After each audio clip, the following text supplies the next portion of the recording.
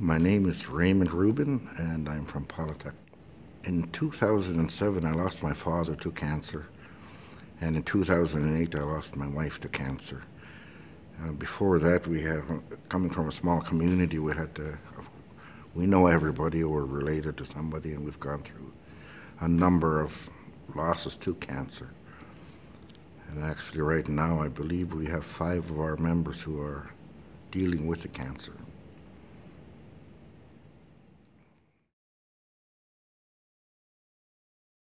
My father, he knew there was something wrong, and we're always out camping beginning April, May, and already the May before, he was already feeling something on the side, and he'd go to the health center and let them know that he thinks there's something wrong.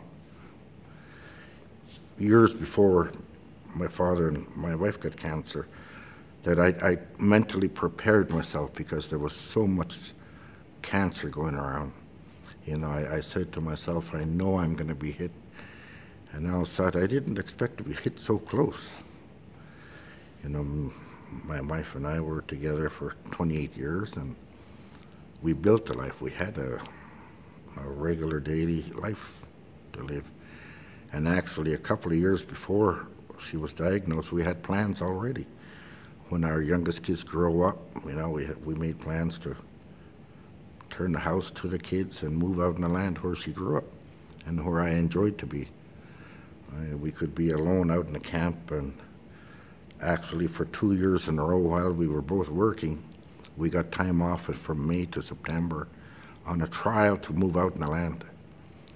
So May we'd hunt geese, June, July we'd go fishing, waiting for the whales, and in the fall time going caribou and berry picking and so on. We really enjoyed it so much. The next year we did the same thing again. She started noticing the same thing. And right off the bat I thought my father, because he was getting the same pains in the same place. And everything changed.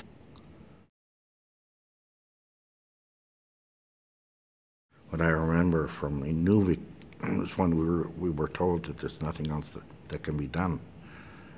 I started going through these emotions, and I couldn't control them. Anger just came out, and I didn't know how to deal with it. But I had to be there for her. I had to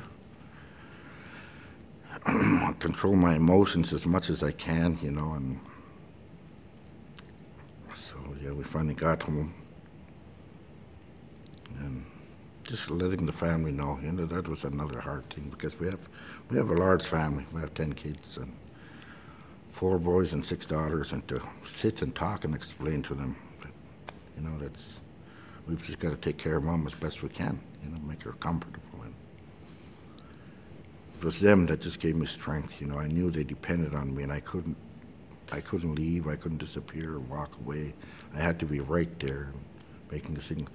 After a while, it got normal for them, to care for her, to make sure she got everything she needed, that she was clean and whatever, and everybody just worked through and made sure it was done.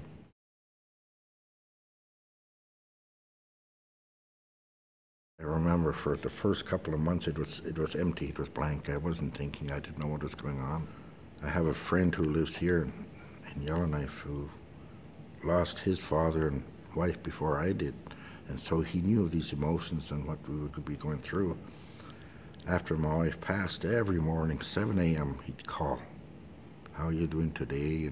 Can I offer up any help? And then these are some of the things you might go through, some of the emotions that you're going to feel, So probably within the next month or month and a half, he would call in and check on me, and it's really something as a caregiver, if you pass on your experiences, and anything to make it easier for others.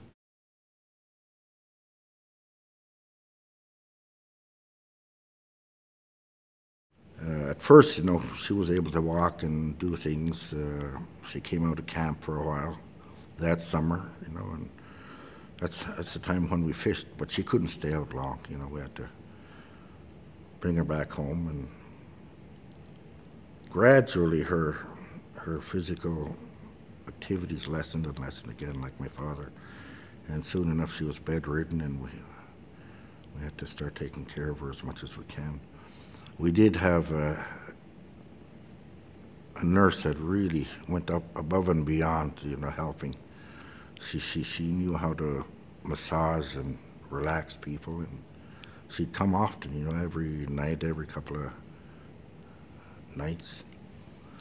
And she'd come and massage my wife, just massage her and relax her, and she did this right to the end of my wife's life.